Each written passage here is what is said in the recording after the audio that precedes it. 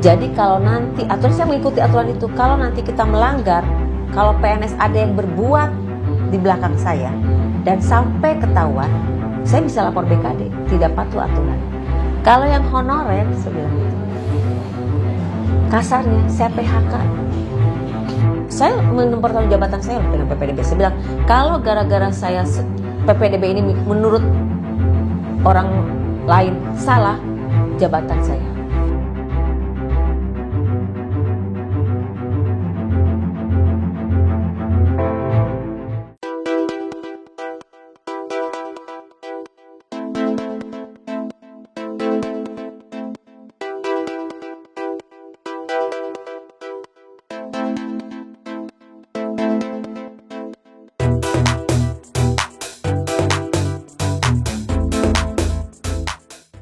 Assalamualaikum warahmatullahi wabarakatuh. Senang sekali saya Badrut Tama bisa hadir menjumpai Anda dalam program Ngopi Hangat, ngobrol informasi terhangat.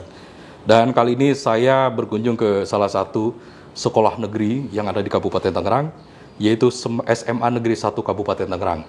Ya, yang memang sejauh ini dikenal sekolah yang favorit begitu ya. Jadi sekolah ini sudah berjalan sekian tahun dan ini kita akan berbincang dengan narasumber yaitu Kepala Sekolah SMA 1 Kabupaten Tangerang yang sudah ke-13 kepala sekolah berlalu. Ya, saya perkenalkan beliau adalah Raden Tanjung Sukartani Yulraida.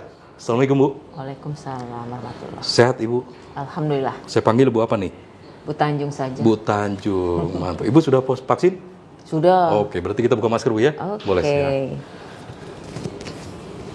Iya Bu, karena kita programnya Ngopi Hangat, Ibu sudah sediakan kopi, kita cicipi dulu. Seperti apa nikmatnya kopi di Kabupaten Tangerang ini.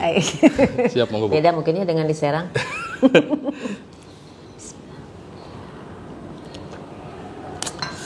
Wah, sedap. Alhamdulillah.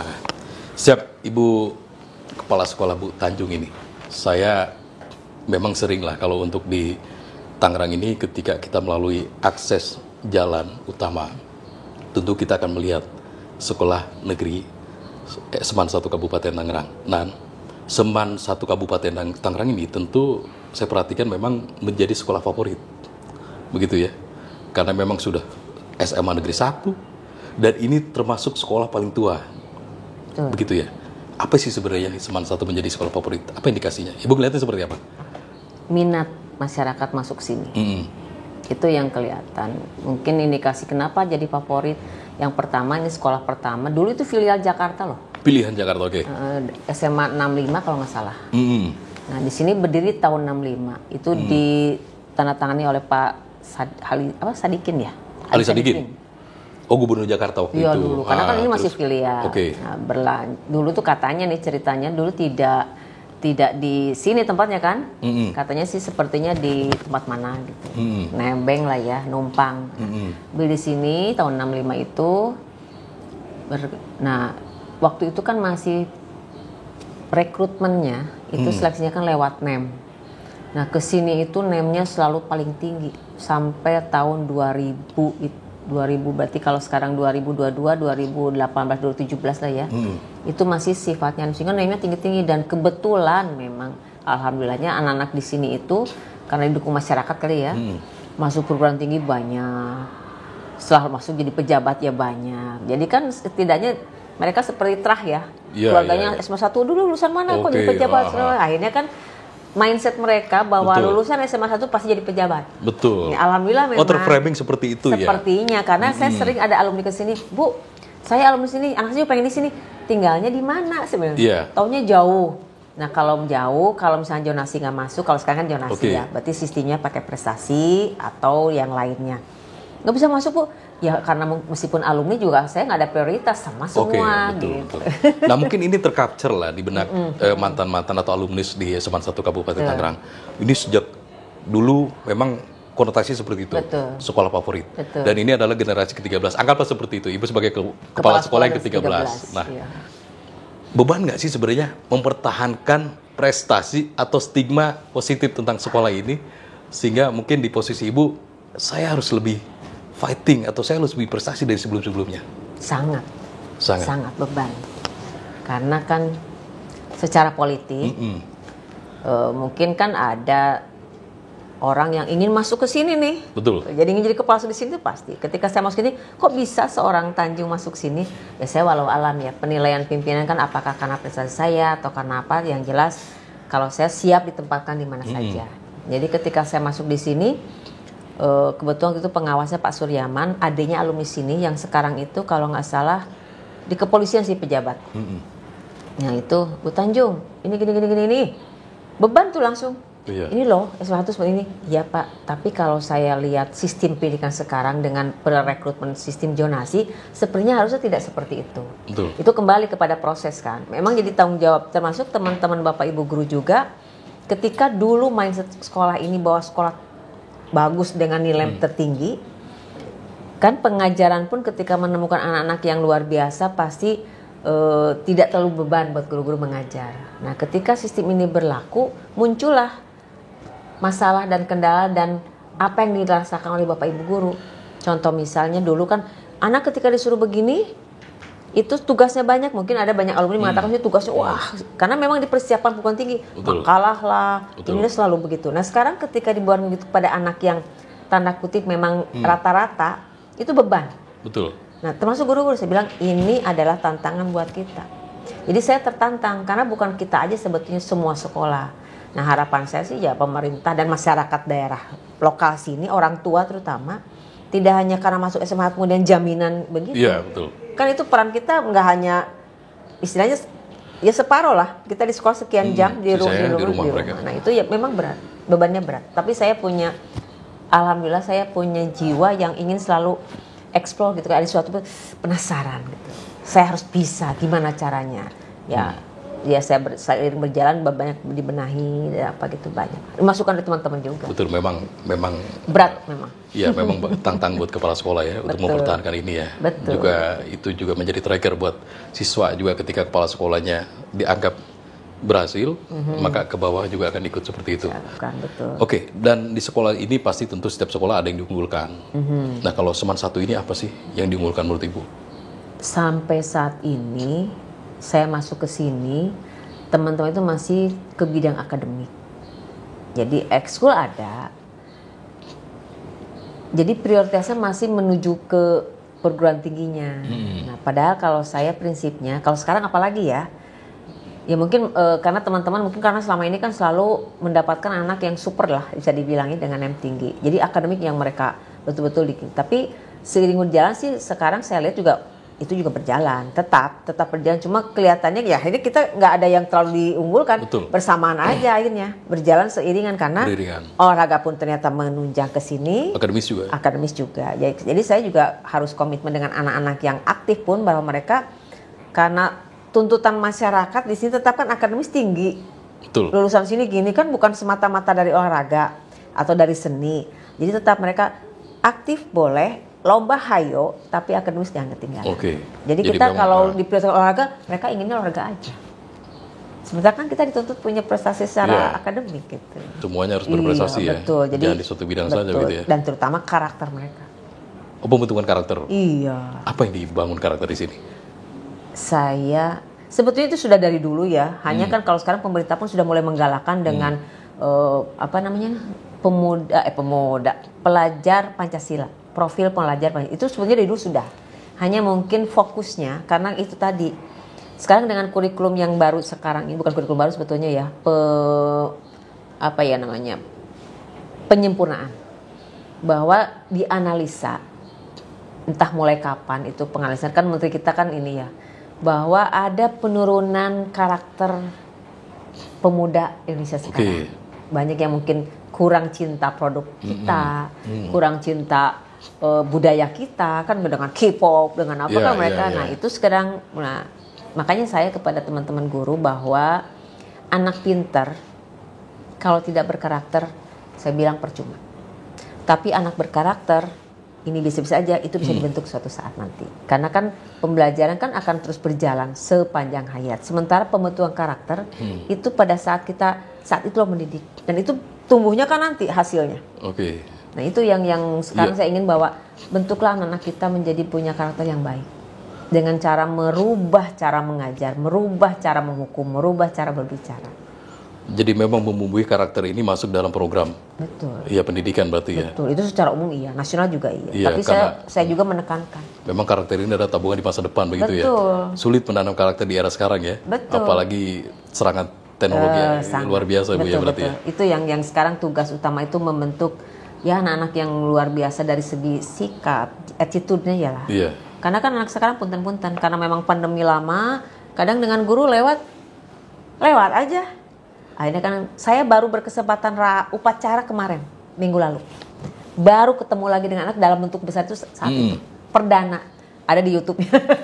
Perdana upacara, di situ saya sampaikan bahwa ya saya itu butuh anak-anak yang punya sikap atau yang baik daripada anak yang pintar. Saya punya anak pintar, nggak punya karakter, nggak usah deh kenal saya. Tapi mendingan saya punya anak baik, anak berkarakter, pintar mah nuturkan kalau orang sudah bilang. Kan ketika dia butuh pasti mau belajar. Kalau sudah berkarakter loh ya. Duh, saya butuh pengen menambah, pasti ingin belajar.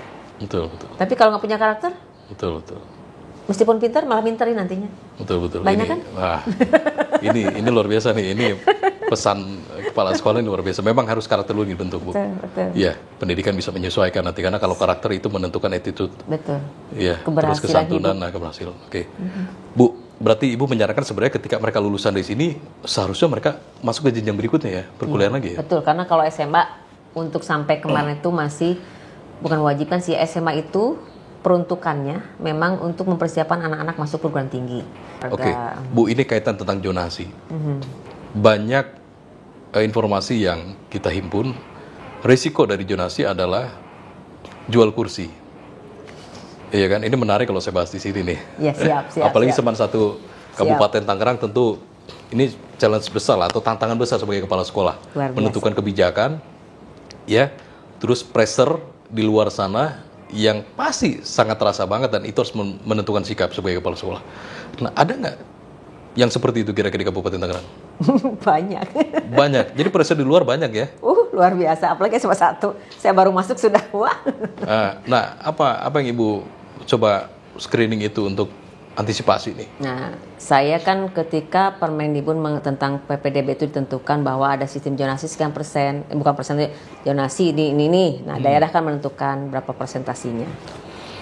Saya pertama masuk SMA 1 Kabupaten Tangerang 2020 September itu karena saya memang sudah berprinsip PPDB itu harus sesuai aturan. Karena kalau tidak sesuai aturan yang tadi dibilang jual kursi, berarti nanti sekolah jadi ganti sekolah mebel, jualan kursi. Saya bertugas sudah di berapa sekolah ya, dan saya menerapkan itu sama. Ketika kesini pun saya sama. Meskipun di sini awalnya memang di luar sana terdengarnya memang seperti jual beli kursi. Nah, saya ingin bahwa ini mindset masyarakat dirubah, nama SMA 1 dirubah karena di luar sana harganya lumayan katanya. Sampai 10 juta, 8 juta masuk sini. Sampai ada informasi. Kan mahal ya kursinya ya. Luar biasa. Katanya ya. begitu. Lebih dari sofa. Iya, pas aja harganya paling mahal ya? juga 3 juta, 4 juta kan ya kalau sofa misalnya betul. kursi itu. Nah, saya kan teman-teman beri masukan juga, Bu, di situ begini.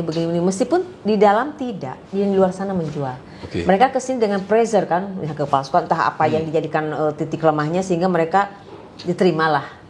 Mereka yang bermain di luar, yang menggunakan di sekolah mungkin nggak dapat apa-apa, hanya dapat nama di sana, di sini dijual gitu. Nah, saya ketika saya hadir di sini, saya sampaikan ke teman-teman guru-guru bahwa saya ingin melakukan sesuai aturan. Mereka sangat antusias, meskipun mungkin ya yang namanya aturan tidak semua senang.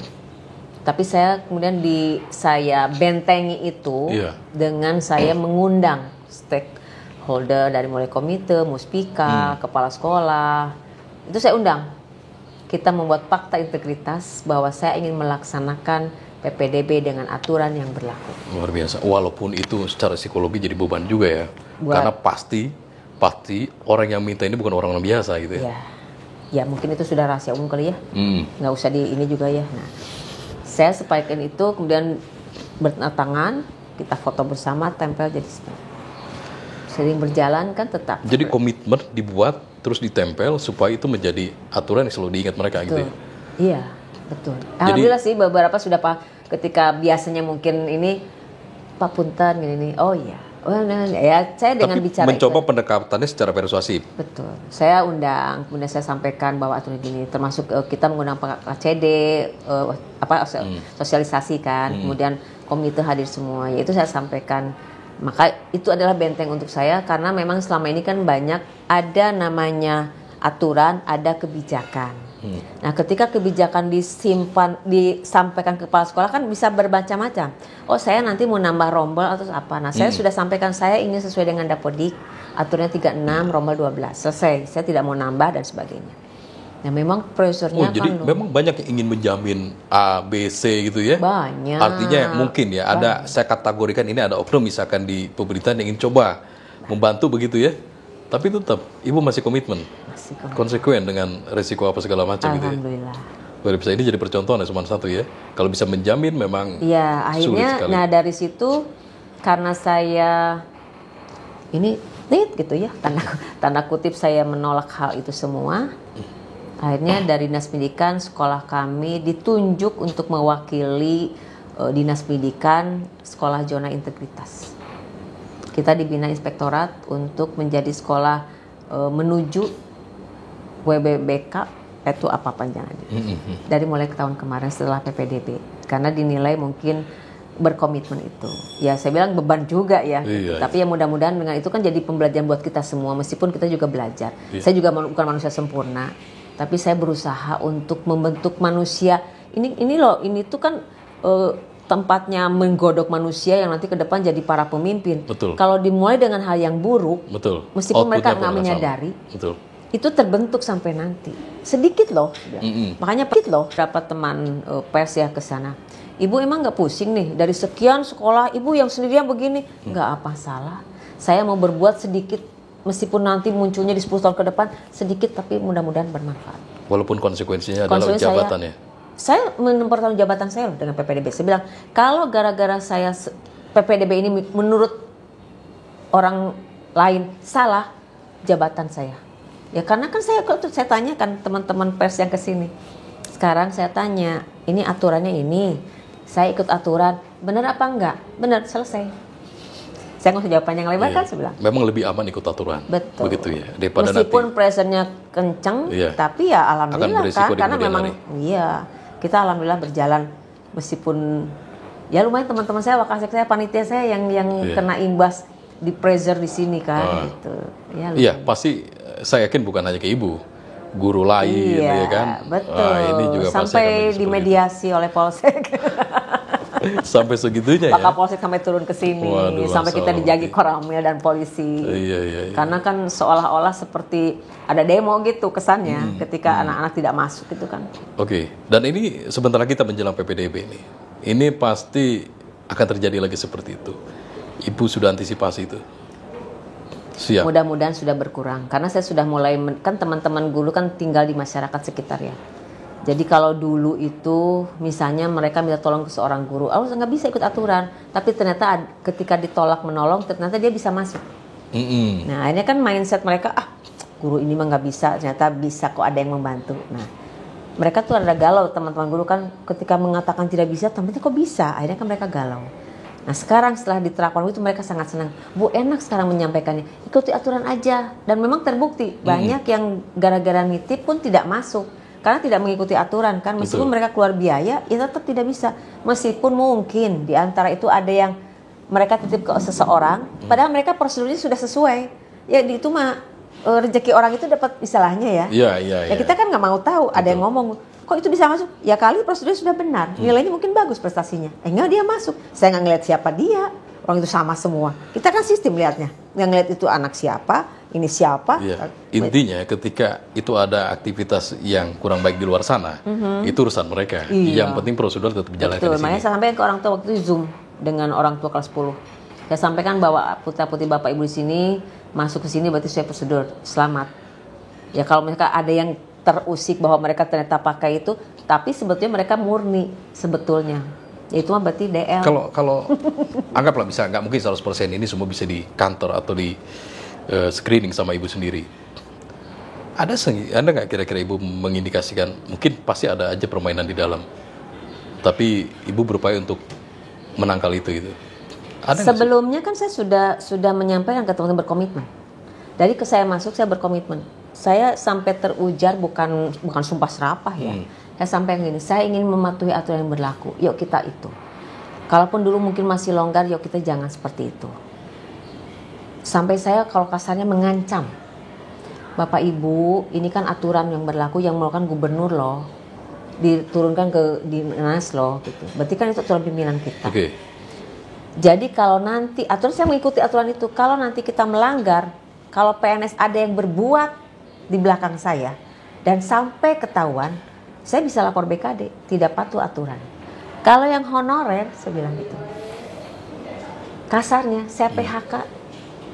Karena berarti tidak ikut aturan. Karena saya ingin semuanya sama. Ini satu sekolah loh. Oke. Suka tidak suka. Kalau memang itu saya salah, sampaikan kesalahannya di mana. Ya nggak bisa loh orang aturan begitu. Kepala sekolah ini siap melaporkan ketika ada keganjilan di Betul. bawah ini ya? Sampai terkait saat ini masalah PPDB ya. Iya. Berarti sungguh sangat serius ini kayaknya menangkap ini. Betul. Karena Luar memang biasa. pangkalnya masalah di sekolah itu dari PPDB. Iya. Dan itu semua orang udah tahu. Karena ini kebiasaannya, mohon maaf nih, mungkin hajatan tahunan. Betul. Bagi segelintir Katanya kan oknum ya. bilang kalau teman-teman ada yang suka ngomong gini, "Weh, Bu panen apaan?" Saya bilang gitu. Kan PPDB. Terus emang kenapa? Orang daftarnya gratis, apanya yang panen? Yang ada panen riweuh. Iya. Ini makanya framing yang salah ini ya, menciptakan. Betul. Karena banyak oknum Seperti di luar itu. sana memanfaatkan dan mendapat keuntungan dari PPDB itu. Mereka mendapat suatu sekolahnya nggak dapat apa-apa. Muncullah mereka seolah panen buat mereka. Ini sebenarnya kerugian. Seumpama oknum itu ibu tahu orangnya, ibu siap dong melaporkan itu berarti ya? Kan kerugian stigma yang diciptakan itu yang akhirnya negatif. Padahal sebenarnya nggak berbuat apa-apa pihak sekolah. Karena saya pernah gini ke orang tuanya saya bilang, kalau bapak ibu merasa dirugikan laporkan orang itu. Oke. Kapolsek waktu itu sudah menyarankan, Bu lapor. Kalau saya lapor saya nggak punya bukti kan. Tapi kalau orang tua lapor, bahkan Pak Kapolsek waktu itu masih Pak Gede itu menyampaikan, Bu suruh lapor ke kita nih orang-orang yang merugikan masyarakat itu. Oke. Saya tanya orang tuanya, Bu lapor aja. Nggak usah Bu, ya terserah. Itu kan berarti yang rugi mereka. Oke, mantap. Oke, kita lain hal bergeser ke ini ketika zonasi secara tidak langsung hanya area sekitar dengan jarak tertentu masuk di Semar 1 Kabupaten Tangerang. Yang artinya tidak semua orang yang basically SMP itu prestasi. Akan ada campur aduk di sini. Iya kan? Mungkin ada yang pintar, ada yang sedang, ada yang biasa saja gitu. Betul. Ibu ada upaya nggak menyertakan kemampuan mereka atau membina sesuai dengan kemampuan mereka masing-masing? Kalau itu kembali kepada bagaimana Bapak Ibu guru mengajar ya. Karena kalau hak mengajar itu ada di Bapak Ibu. Tapi saya memberikan masukan kepada teman-teman itu supaya tidak membedakan itu semua. Cari metode yang bisa diterima oleh semua. Memang berat. Tapi insya Allah manusia itu bukan binatang ya. Masih bisa diajak. Karena mungkin kan mereka nilainya kecil ataupun apapun, bukan bodoh sih manusia itu, bukan bodoh ya, malas itu kan pasti banyak penyebab ya. Kemarin misalnya udah pandemi, di rumah juga tidak dikontrol oleh orang tuanya, otomatis lah mereka boro-boro belajar. Orang main HP aja kan begitu. Nggak tahu dia ngisinya apa, bacanya apa. Iya, Ya kalau orang tua kontrol mungkin masih bisa, tapi kalau yang nggak kontrol, kita banyak masalah anak seperti itu. Tidak dikontrol orang tua, ternyata dia buka HP minta pulsa tapi nggak belajar. Iya, betul. Nah, itu ketahuan, kita kan home visit. Makanya di sini peran wali kelas, peran guru BK, dan guru mata pelajaran itu sangat kuat. Ketika wali kelasnya sangat peduli akan perkembangan anaknya, kita langsung counter ketika ada masalah dikit, kita langsung home visit. Orang tua dipanggil, kita harus kerjasama kan, karena sekolah nggak bisa sendirian loh. Kerjasama, mereka dipanggil, kalau misalkan masih ada ini kita home visit. Sampai kalau memang masalah itu tidak bisa diselesaikan, ya akhirnya kan kita dikenaikan lah, diapalah di situ, bahwa anak itu tidak bisa, orang tuanya tidak support kita loh gitu. Kan kepala guru itu belajar, mengerjakan tugas, diam di sekolah, itu satu poin. Tapi ketika mereka tidak melaksanakan kewajiban dia melaksanakan tugasnya, ikut ujian lah, tidak ikut, itu kan jadi tanggung jawab mereka. Betul. Kenapa dibebankan ke kita? Kita Betul. sudah berusaha. Nah, kita berusaha, saya berusaha di situ. Karena memang sistemnya seperti itu. Meskipun kan ada jalur prestasi yang akademik kan ada, tetap ada seperti itu. Tapi kan prosesnya kecil. Kalau misalnya 20% lah, anggaplah 20%. Dari yang 5% yang zonasi. Yang zonasi sih macam-macam, ada yang pintar. Iya, tadi saya itu sebutkan. itu tadi teman-teman memang harus berusaha keras, membangun dulu deh.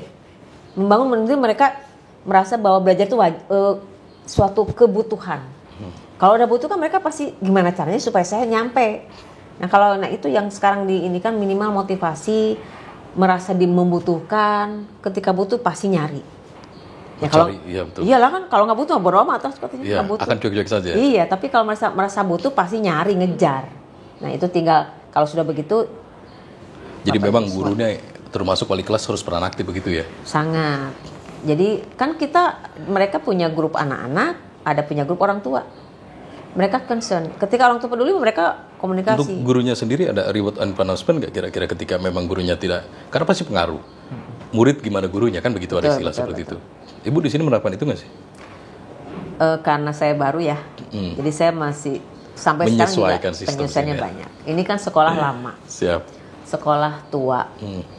Di mana usia bapak ibu gurunya sebagian itu sudah di atas saya.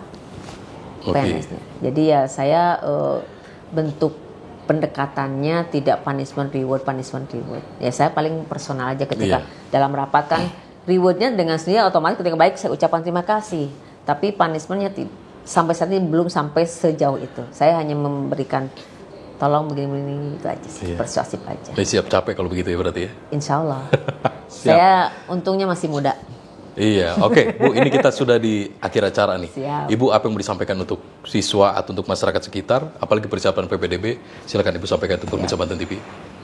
Untuk seluruh pemirsa Banten TV, seperti harapan tadi Mas Badru, bagaimana ini yang paling dekat sebentar lagi PPDB. Mudah-mudahan semua masyarakat, terutama yang memang betul-betul berharap masuk SMA 1 Kabupaten Tangerang itu, mangga ikutin prosedur yang ada.